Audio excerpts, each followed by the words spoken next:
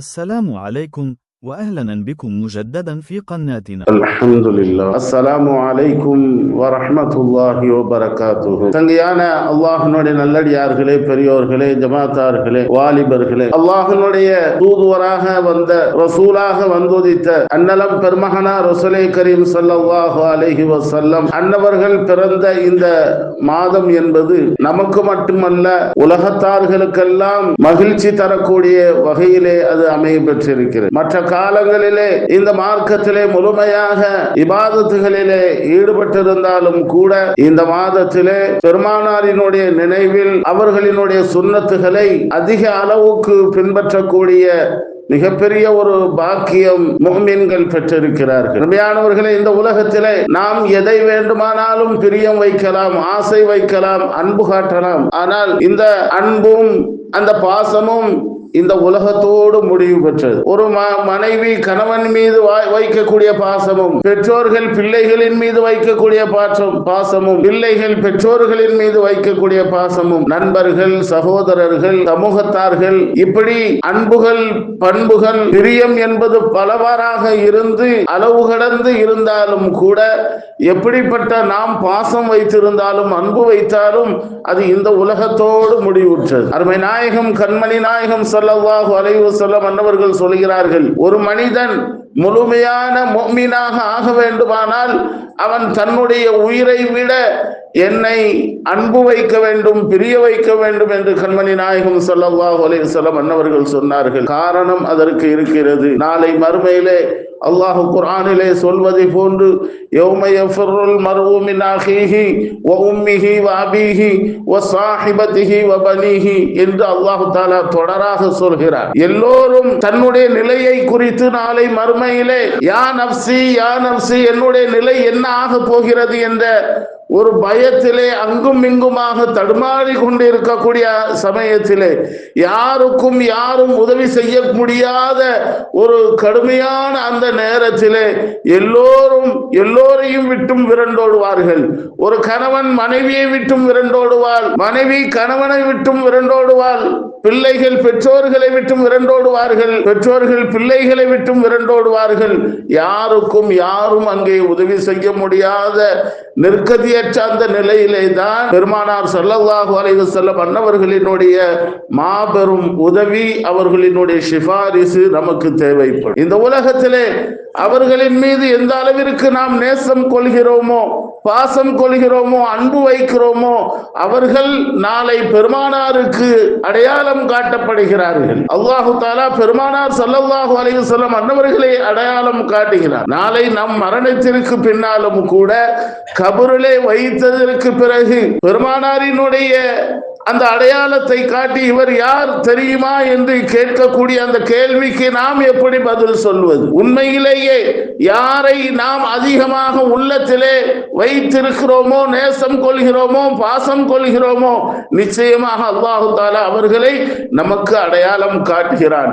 பெருமானாரின் மீது அந்த அளவு கடந்த அன்பு இருப்பதின் காரணமாக நாளை கபரிலே வைத்ததற்கு பிறகும் கூட பெருமானாரை நாம் நேரில் காணாவிட்டாலும் பெருமானாரை நம்மிடத்திலே காட்டுகின்ற போது அவர்களினுடைய முஹப்பத்தினுடைய வெளிப்பாடு, அவர்களின் மீது அளவு கடந்து வைத்திருந்த அந்த அன்பினுடைய வெளிப்பாடு பெருமானாரை கண்டுகொள்ளக்கூடிய மகத்தான வாய்ப்பை, அவர்களை அறியக்கூடிய வாய்ப்பை அல்லாஹ் தஆலா தருகிறான்.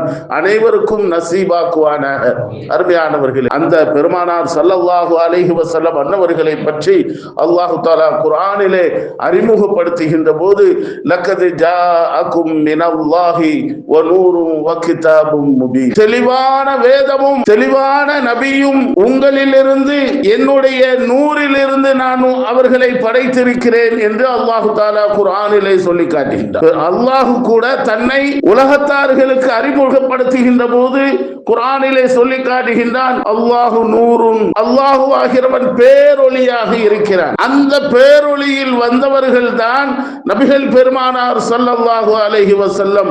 நூறும் மினல்லாஹ், அல்லாஹ்வுடைய பேரொளியில் இருந்து இன்னொரு பேரொளியாக கண்மணி நாயகம் ஸல்லல்லாஹு அலைஹி வஸல்லம் அன்னவர்களை வரச் செய்திருக்கிறார். அருமையானவர்களே, இந்த உலகத்திலே, இந்த உலகம் அல்லாஹ்வுடைய அர்ஷ், குர்சி அனைத்தையும் படைப்பதற்கு முன்னதாகவே பெருமானார் ஸல்லல்லாஹு அலைஹி வஸல்லம் அன்னவர்களினுடைய பேரொளியை படைத்து விட்டார். ஒரு ரிவாயத்திலே இப்படி இருக்கிறது, வானம் பூமிகளை படைப்பதற்கு முன்னதாகவே என்னுடைய நூரை அல்லாஹ் படைத்து விட்டான் என்பதாக பெருமானார் ஸல்லல்லாஹு அலைஹி வஸல்லம் அன்னவர்கள் ஹதீஸிலே பதிவு செய்கிறார்கள். இன்னொரு ஹதீஸிலே தப்ரானியிலே இடம்பெற்றிருக்கிறது, வானம் பூமிகள் படைப்பதற்கு 2000 கோடி வருடத்திற்கு முன்னதாகவே பெருமானார் ஸல்லல்லாஹு அலைஹி வஸல்லம் அன்னவர்களினுடைய பேரொளியை படைத்து விட்டான் என்பதாக ஹதீஸ்களிலே நம்மால் காண முடிகிறது. அருமையானவர்களே, இன்னொரு ஹதீஸிலே பெருமானார் ஸல்லல்லாஹு அலைஹி வஸல்லம் அன்னவர்களை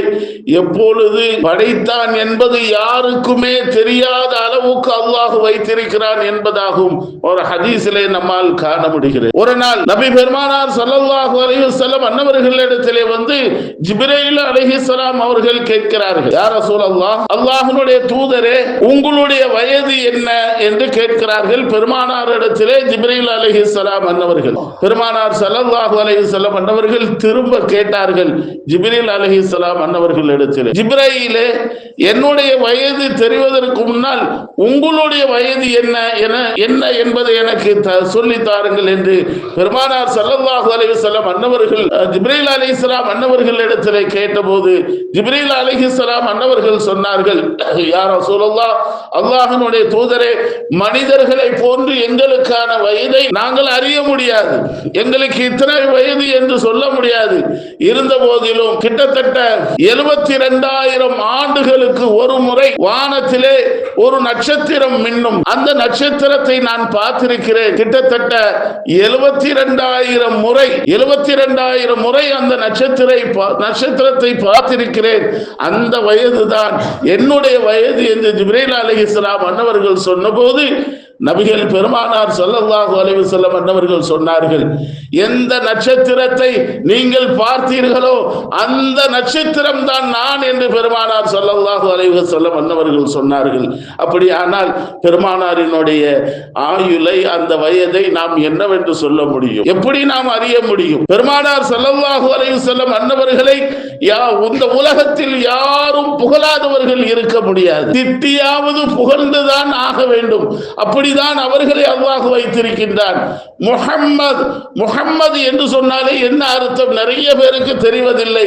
புகழுக்கு தகுதியானவர் என்ற அர்த்தம். முஹம்மது என்று சொன்னாலே புகழுக்கு தகுதியானவர். பெருமானார் ஸல்லல்லாஹு அலைஹி வஸல்லம் அன்னவர்களுக்கு இந்த பெயரை சூட்டுவதற்கு முன்னால் இந்த உலகத்திலே யாருக்கும் சூட்டப்படவில்லை.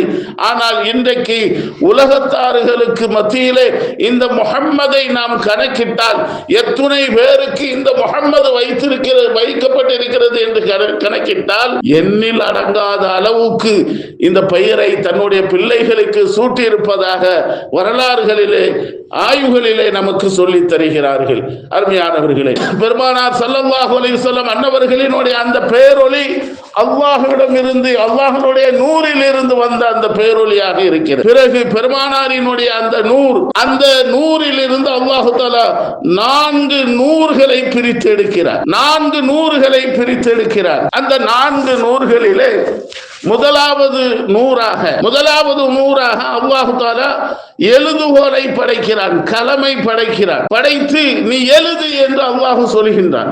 இந்த உலகம் சார்ந்த எல்லா மக்களினுடைய அந்த தலை எழுத்தையும் அந்த பேனா எழுதுகிறது. படைக்கப்படுவதற்கு முன்னாடியே ஒரு மனிதனுடைய அத்துணை அங்க அடையாளங்களும் உட்பட அவனுக்கான வாழ்வாதாரம், அவனுக்கான ஆயுள் முதற்கொண்டு அவனுக்கு ஏற்படக்கூடிய சோதனைகள் என்னென்ன என்று, அவன் என்னென்ன விஷயங்களை சந்திக்க இருக்கிறான் என்று எல்லா விஷயங்களையும் அல்லாஹ் தஆலா அந்த பேனாவின் மூலமாக எழுத வைக்கிறார். இன்றைக்கு ஒரு வீடு கட்டுவதற்கு முன்னால் நாம் ஒரு பிளான் போடுகிறோம். அந்த பிளான் போட்டு தான் இந்த அமைப்பிலே தான் இந்த வீடை கட்ட வேண்டும் என்று முடிவும் செய்கிறோம். அந்த மேப்பு அவசியம். அந்த மேப்பை தான் கலா கதிர் என்று மார்க்கத்திலே சொல்லப்படுகிறது. ஒவ்வொரு மனிதனுடைய கலா கதிரையும் அல்லாஹ் தஆலா அந்த எழுதுகோலால் அல்லாஹு தஆலா எழுத வைக்கிறான். அது எல்லா மனிதர்கள் அனைத்து இந்த உலகம் சார்ந்த அனைத்தையும் எழுது முடிக்கிறது. மாலிக் இப்னு தீனார் அவர்களிடத்திலே ஒருவர் வந்து கேட்கிறார், விதியை மதியால் வெல்ல முடியுமா, ஒரு அறிவால் கதா கதிரை வெல்ல முடியுமா என்று ஒருவர் கேட்கிறார். அது நிச்சயமாக முடியாது. விதி என்பது எழுதி முடிக்கப்பட்டு விட்டது. அறிவு என்பதை உனக்கு உருவாகக்கூடிய ஒன்று.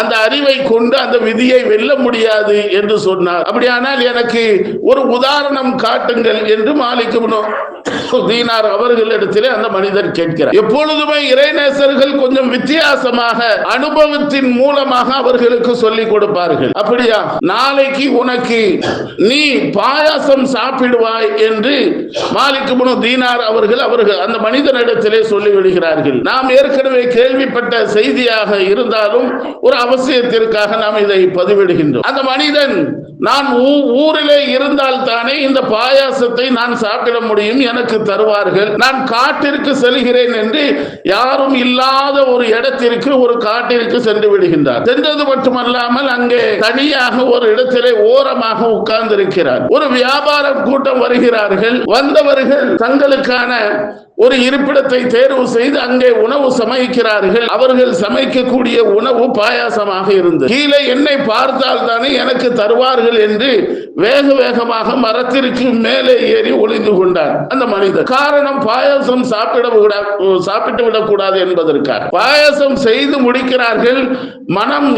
மனம் ஏற்படுகிறது. தூரத்தில் இருந்து கொள்ளை கூட்டத்தார்கள் வேகமாக வருகிறார்கள். இங்கே சமைத்துக் கொண்டிருந்த வியாபாரிகள் எல்லாம் சமைத்த அந்த பாயாசத்தை, உணவை விட்டு ஓடிவிடுகிறார்கள். உணவு நமக்கு நல்ல ருசியான உணவு இருக்கிறது என்று அவர்கள் அங்கே உட்கார்ந்து சாப்பிட ஆரம்பிப்பதற்கு முன்னால் அவர்களுக்கு சந்தேகம் ஏற்படுகிறது. இயற்கையாக ஒவ்வொரு மனிதனுக்கும் சந்தேகம் என்பது உள்ளத்திலேயே ஆழமாக பதிந்த ஒன்று. அப்ப அவர்கள் அந்த உணவை சாப்பிடுவதற்கு முன்னால் இதில் அந்த வியாபாரிகள் நாம் சாப்பிட்டு நாம் மோத்தாகட்டும் என்று அவர்கள் ஏதாவது விஷத்தை கலந்திருந்தால் என்ன செய்வது, முதல்ல யாருக்காவது இதை கொடுத்து டெஸ்ட் பண்ணிக்கிடணும் என்று அக்கம் பக்கம் தேடுகிறார்கள். யாரையும் காணும். திடீர்னு ஒருவன் கொள்ளக்கூட்டத்துக்காரன் மேல திரும்பி பார்க்கிறான். அங்கே ஒருவன் காலாட்டி கொண்டு உட்கார்ந்து இருக்கிறான். அவனுக்கு கொடுத்து நம்ம சோதித்துக் கொள்ளலாம் என்று அவனை தரதரண்டு வராதவனையும் வரவழைத்து இழுத்து கீழே வைத்து இதை சாப்பிடு என்று சொல்ல எனக்கு வேண்டாம் என்று மறுக்கிறான். கடைசியாக 2 குத்தி வாயை பொளந்து அந்த பாயாசத்தை ஊற்றி விடுகிறார்கள். திரும்ப மறுநாள் மாலிக் இப்னு தீனார் அவர்களை சந்திக்க வருகிறார் அந்த மனிதர். இப்படி அடி வாங்கிதான் பாயாசம் சாப்பிட வேண்டும் என்று சொன்னால் இங்கேயே நான் சாப்பிட்டு இருப்பேனே என்று அவர் மாலிக் இப்னு தீனார் அவர்களிடத்திலே நடந்த அந்த நிகழ்வை சொன்னாராம். அருமையானவர்களே, அல்லாஹ் என்ன விதிக்கின்றானோ அந்த விதிப்படி இந்த உலகத்தார்கள் நடப்பார்கள் என்பதற்காக அல்லாஹ் தஆலா ஆரம்பத்திலேயே பெருமானாரினுடைய அந்த பேரொளியில் இருந்து பிரித்த அந்த 4 நூறிலே முதலாவது நூரை அல்லாஹ் தஆலா அந்த எழுதுகோலை படைத்து இப்படித்தான் மனிதர்களினுடைய அல்லாஹ்வுடைய படைப்பினங்களினுடைய அந்த கதா கதிரை அல்லாஹ் எழுதி முடிக்கிறார். அருமையானவர்களே, ஒரு காலத்திலும் அந்த விதியை அறிவால் மதியால் வெல்ல முடியாது என்பதற்கான அற்புதமான ஒரு சான்றை நமக்கு தந்திருக்கிறார்கள். அருமையானவர்களே, இரண்டாவது ஒளியாக அல்லாஹ் ஆக்குகிறான். லவ்ஹுல் மஹ்ஃபூலை படைக்கிறான். லவ்ஹுல் மஹ்ஃபூல், பாதுகாக்கப்பட்ட பலகை. அப்படி என்ன அது பாதுகாக்கப்பட்ட பலகை? இந்த உலகம் சார்ந்த அத்துணை மனிதர்களுக்குமான சிந்தனையை அவனுடைய அந்த கலாக்கதிர்கள் எல்லாம் சுருட்டி வைக்கப்பட்டு எழுதப்பட்ட அந்த லவ்ஹுல் மஹ்ஃபூஸ் அது எந்த அளவுக்கு பெரிதாக இருக்கும் என்று சஹாபாக்களுக்கு மத்தியிலே ஒரே குழப்பம். அலி ரலியல்லாஹு தஆலா அன்ஹு அன்னவர்களிடத்திலே வந்து கேட்கிறார்கள், அலியே லவ்ஹுல் மஹ்ஃபூஸ் தான் என்ன, அது எவ்வளவு பெரிதாக இருக்கும் என்று கேட்டபோது அவர்கள் பதில் சொல்கிறார்கள், ஒரு மனிதனுடைய மூளை எவ்வளவு இருக்கும், எந்த அளவு இருக்குமோ அதே போன்றுதான் இந்த உலகம் சார்ந்த ஒட்டுமொத்த உயிரினங்களினுடைய அந்த மூளையும் அவர்களுக்கான வரலாறுகளையும் அல்லாஹ் தஆலா அந்த மூளைக்குள் வைத்திருக்கிறான். ஒட்டுமொத்த அந்த மூளைகளும் அந்த லவ்ஹுல் மஹ்ஃபூஸிலே பதியப்பட்டிருக்கிறது. பதியப்பட்ட அந்த லவ்ஹுல் மஹ்ஃபூஸ் எவ்வளவு பெரியதாக இருந்தாலும் அல்லாஹ்வுடைய இறை இல்லம் இருக்கிறது, அதிலே ஹஜ்ருல் அஸ்வத் இருக்கிறது, அதற்கு கீழால் அல்லாஹ் தஆலா பாதுகாத்து வைத்திருக்கிறான் என்பதாக அலி ரலியல்லாஹு தஆலா அன்ஹு அன்னவர்கள் பதிலாக தருகிறார்கள். அருமையானவர்களே, எவ்வளவு பெரிய பொருளாக இருந்தாலும் அல்லாஹுவால் அதை வைக்க முடியும் ஒரு சின்ன பொருளிலே என்பதற்கான சில உதாரணங்களை அலி ரலியல்லாஹு தஆலா அன்ஹு அன்னவர்கள் சொல்லி காட்டுகிறார்கள். அடுத்ததாக அல்லாஹ்வுடைய பேரொளியில் இருந்து பெருமானார் அல்லாஹ்வுடைய நூர் பேரொளி அல்லாஹ் பிரித்தெடுத்தான். அதிலிருந்து 4 ஒளிகளை நூரை அல்லாஹ் வெளியாக்கினான். அதிலே 3வது ஒளியாக அல்லாஹ் தஆலா தன்னுடைய அர்ஷை படைத்தான். அல்லாஹ்வுடைய அர்ஷை படைத்தான். 4வது அந்த நூரிலிருந்து இன்னும் 4 நூரை 4 பேரொளியை அல்லாஹ் தஆலா பிரித்தெடுக்கிறார். அந்த 4 நூர்களிலே முதலாவது நூரிலிருந்து 7 வானத்தை படைத்திருக்கிறார். 7 வானம் குர்ஆன்ல சொல்லப்பட்டிருக்கிறது, அவ்வளவுதான். இன்னும் அதை ஆய்வு செய்து அவர்களால் கண்டுகொள்ள முடியவில்லை, காண முடியவில்லை, ஆய்வு செய்து முடிக்க முடியவில்லை. அடுத்து 2வது நூறில் இருந்து அல்லாஹ் தஆலா 7 பூமிகளை படைக்கிறார். சபா சமாவாத் வல்லர், வானம் 7 பூமி 7 என்பதை குர்ஆனிலே நம்மால் அறிய முடிகிறது. இன்றைக்கும் உலகத்தால் அறிஞர்களின் மூலமாக அதை நிரூபிக்க முடியவில்லை. இன்ஷா அல்லாஹ் அப்படி நிரூபித்தால் குர்ஆன் தான் எல்லோருக்கும் பதில் சொல்லும் என்பதிலே எந்த விதமான சந்தேகமும் இல்லை. அடுத்ததாக 3வது பேரொளியாக பெருமானார் ஸல்லல்லாஹு அலைஹி வஸல்லம் அன்னவர்களினுடைய அந்த ஒளியில் இருந்து பிரிக்கப்பட்ட 4 ஒளிகள், அதிலே ஒவ்வொன்றாக பார்த்தோம். 4வது ஒளியில் இருந்து நூறிலிருந்து 4ஆக பிரித்தால் அதிலே ஒவ்வொன்றாக பார்த்தோம். 7 வானங்கள் 7 பூமிகள்.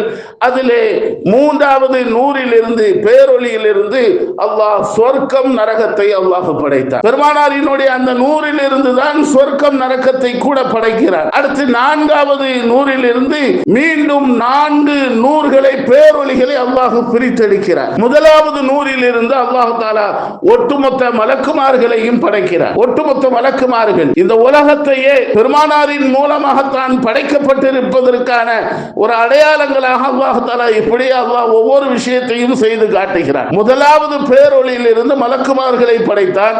ஒவ்வொரு நாளும் கிட்டத்தட்ட 70,000 மலக்குமார்களை படைக்கிறார். ஒரு நாள் மட்டுமல்ல, உலகம் அழிவு நாள் வரைக்கும் இப்படியாக ஒவ்வொரு 70,000 மலக்குகளாக உலகம் அழிவு நாள் வரைக்கும் அல்லாஹ் படைத்துக் கொண்டே இருக்கிறார். அவர்களுக்கான வேலையை அல்லாஹ் கொடுக்கிறார். மேராஜிலும் கூட கண்மணி நாயகம் ஸல்லல்லாஹு அலைஹி வஸல்லம் அன்னவர்கள் கண்டதாக ஒரு செய்தியை நமக்கு சொல்கின்ற போது, ஜிப்ரீல் அலைஹிஸ்ஸலாம் அன்னவர்கள் சொர்க்கத்திலே ஒரு ஆற்றிலே மூழ்குவார்கள். குளித்து வெளியிலே வருகின்ற போது ஜிப்ரீல் அலைஹிஸ்ஸலாம் அன்னவர்களினுடைய ரெக்கைகளில் இருந்து தண்ணீர் துளிகள் முத்துக்களாக கீழே விழும். அந்த கீழே விழுந்த அந்த முத்துக்கள் எல்லாம் மலக்குமார்களாக உருவெடுத்து பைத்துல் மாமூரினுடைய வாசல் வழியாக உள்ளே நுழைவார்கள். போகக்கூடியவர்கள் உள்ளே போய்கொண்டே இருப்பார்களே ஒழிய அவர்கள் திரும்ப வருவதற்கான அந்த வாயில் இல்லாமல் இருக்கும். ஒவ்வொரு நாளும் இப்படிதான் நடக்கும்.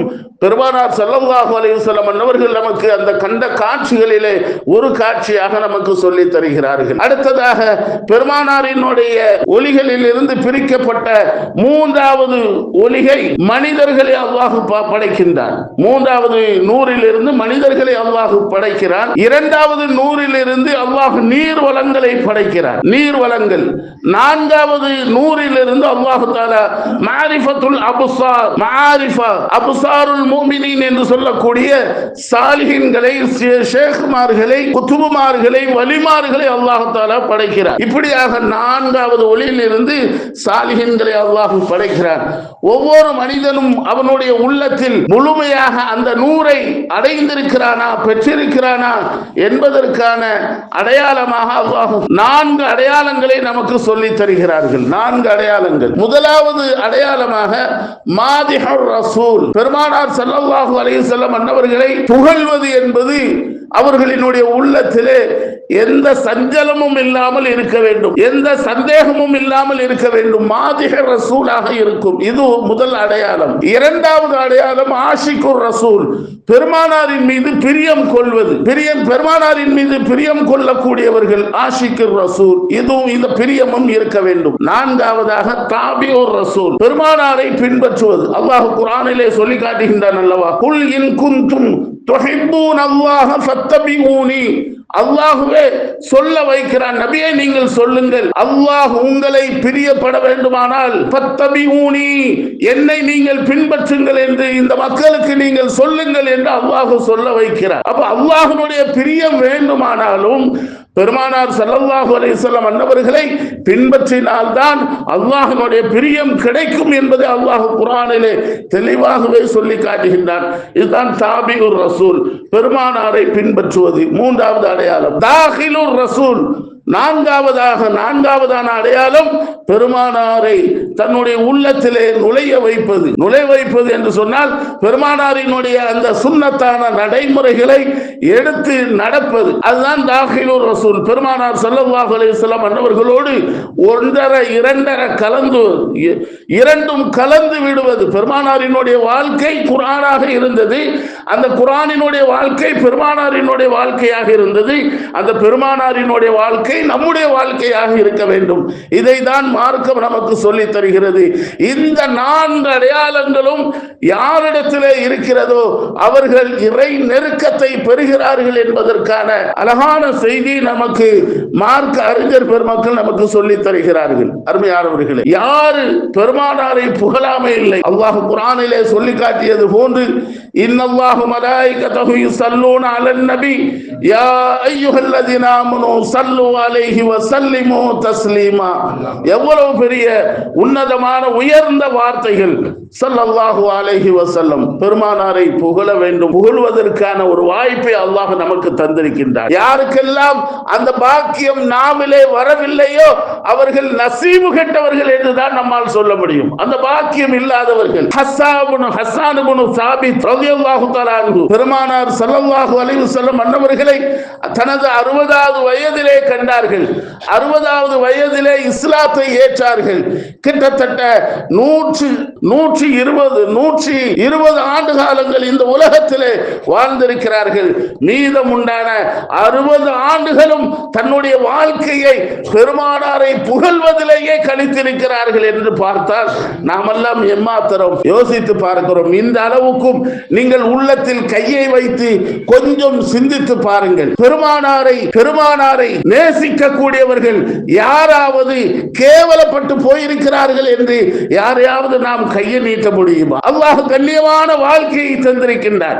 பெருமானாரை யாரெல்லாம் புகழ்கிறார்களோ அவர்களினுடைய அந்தஸ்துகள் உயர்ந்துதான் இருக்கிறது தவிர ஒரு காலத்திலும் அல்லாஹ் தஆலா கீழே விழ வைக்க மாட்டார். அல்லாஹ் உயர்ந்த நிலையிலே தான் வைப்பான் என்பதற்கு மிகப்பெரிய சான்றுகள் எல்லாம் நம்மால் காண முடிகிறது. அருமையானவர்களே, பெருமானார் ஸல்லல்லாஹு அலைஹி வஸல்லம் அன்னவர்களை எப்படியெல்லாம் புகழ்ந்திருக்கிறார்கள் பாருங்கள். பெருமானார் ஸல்லல்லாஹு அலைஹி வஸல்லம் அன்னவர்களினுடைய அந்த பேரான அந்த பேர் உருவம் அதுவரைக்கும் பெருமானாரினுடைய வருகை வரைக்கும் எந்த கண்ணும் கண்டிருக்காது. பெருமானாரினுடைய அந்த பேர் உருவத்தை எந்த பெண்ணும் பெற்றிருக்க மாட்டார்கள். உலகத்தில் இணையில்லா ஒரு படைப்பாக பெருமானார் ஸல்லல்லாஹு அலைஹி வஸல்லம் அன்னவர்கள் படைக்கப்பட்டிருக்கிறார்கள் என்று பெருமானாரினுடைய அந்த பிறந்த பேரொளியை புகழ்ந்து காட்டியிருக்கிறார்கள். அருமையானவர்களே, இந்த உலகத்திலே நாம் வைத்திருக்கக்கூடிய மற்றவர்களின் மீது பாசம் வைத்திருக்கக்கூடிய அந்த மக்கள் அந்த பாசம் எல்லாம் சும்மா நடிப்பாகத்தான் இருக்கிறது. முன்னால் நல்ல விதமாக பேசுவார்கள். ஏன் நம்முடைய உறவுகளும் கூட யாரும் கோபப்பட்டுக்க கூடாது. ஏன் இப்படி எல்லாம் பேசுறாங்க? மனைவியாக இருக்கட்டும், கணவனாக இருக்கட்டும், நண்பர்களாக இருக்கட்டும், உறவுகளாக இருக்கட்டும், இங்கே எல்லாம் நாம் பேசி பல பழகுவது, அன்பு வைப்பது என்பது மிகவும் போலியாகத்தான் இருக்கிறது. ஆனால் பெருமானாரின் மீது வைக்கக்கூடிய அன்பு மட்டும் ஒரு காலத்திலும் போலியாக ஆகாது. ஆகவேதான் ஸல்லல்லாஹு அலைஹி வஸல்லம் அன்னவர்கள் சொன்னார்கள், இந்த உலகத்தில் யார் என்னை கனவில் காண்கிறார்களோ அவர்கள் நிச்சயமாக என்னை கனவில் கண்டவர்களாகத்தான் இருக்கிறார்கள். ஒரு காலத்திலும் என்னுடைய உருவத்தில் ஷைத்தான் வரமாட்டான் என்று பெருமானார் ஸல்லல்லாஹு அலைஹி வஸல்லம் அன்னவர்கள் சொல்லி இருக்கிறார்கள். நாம் மணக்க பெருமானாரை புகழ வேண்டும், காலம் முழுக்க புகழ வேண்டும். நம்முடைய உயிர் உள்ளத்தில் இருக்கந்தட்டையும் உடலில் இருக்கந்தட்டையும் பெருமானாரை புகழ்ந்து கொண்டே இருந்தால் அந்த உள்ளம் பரிசுத்தமாகிறது.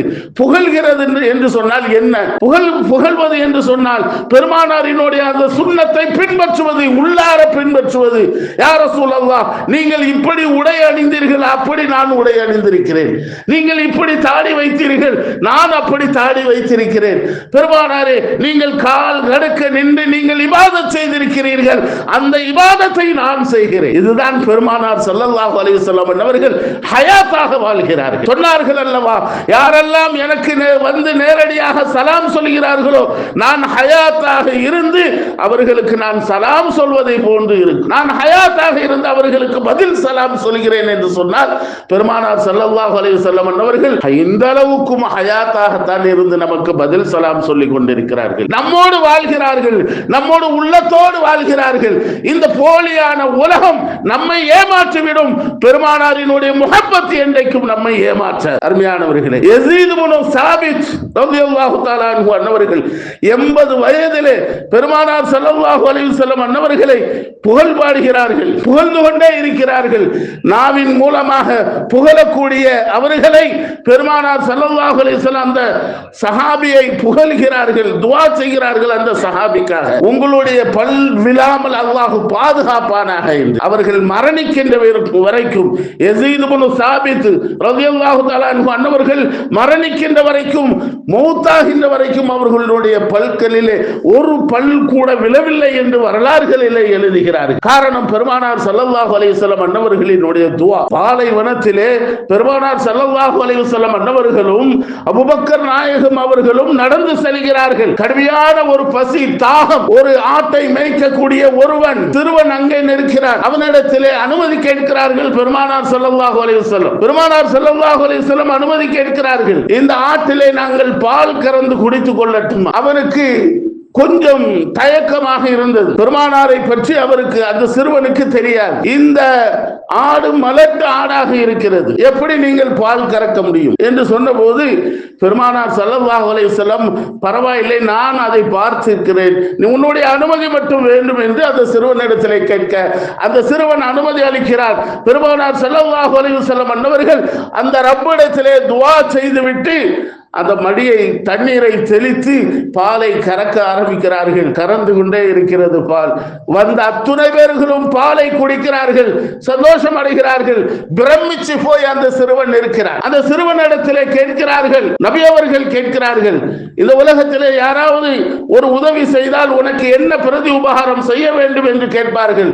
பெருமானார் ஸல்லல்லாஹு அலைஹி வஸல்லம் அன்னவர்களினுடைய வளமையும் அதுவாகத்தான் இருந்தது. தம்பி, உனக்கு என்ன வேண்டும்? நம்மளா இருந்தா எனக்கு ஒரு சாக்லேட் வேணும், Dress வேணும்னு கேட்டிருப்போம். ஆனால் அந்த சிறுவன் என்ன கேட்டான் தெரியுமா? யா ரசூலல்லாஹ், எனக்கு நீங்கள் இந்த ஆட்டில் பாலை கறப்பதற்கு முன்னால் நீங்கள் ஏதோ ஒரு ஓதினீர்கள், படித்தீர்கள், அந்த வார்த்தைகளை எனக்கு கற்றுத்தாருங்கள் என்றான் அந்த சிறுவன். பெருமானார் ஸல்லல்லாஹு அலைஹி வஸல்லம் அவர்கள் அவ்வளவு சந்தோஷம் அடைந்து அந்த சிறுவனை தட்டி கொடுத்து, நீ ஆடு மேய்க்கக்கூடியவன் அல்ல, என்னோடு இருக்கக்கூடியவன் என்று அந்த சிறுவனை பெருமானார் ஸல்லல்லாஹு அலைஹி வஸல்லம் அவர்கள் தன்னுடைய கையோடு கையாக கோர்த்து கொண்டு அழைத்து வருகிறார்கள். மிகப்பெரிய ஹாஃபிலாக, மிகப்பெரிய மார்க்க அறிஞராக, இன்றைக்கும் அவரை பற்றி பேசக்கூடிய அளவுக்கான உயர்ந்த நிலைக்கு பெருமானார் ஸல்லல்லாஹு அலைஹி வஸல்லம் அன்னவர்கள் இல்மை அந்த சிறுவனுக்கு கொடுத்தார்கள்.